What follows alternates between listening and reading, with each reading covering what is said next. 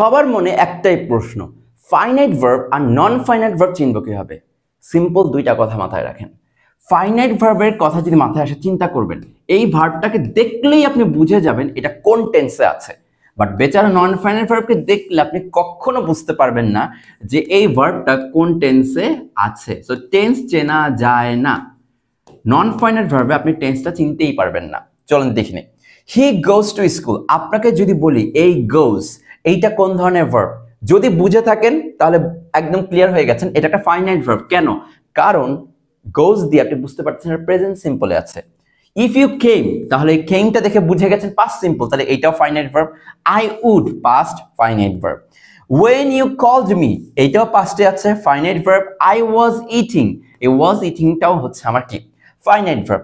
এইবার আপনাকে যদি আমি বলি, বলেন তো to learn, I want to learn এর মধ্যে টু লার্ন অংশটা কি ধরনের ভার্ব?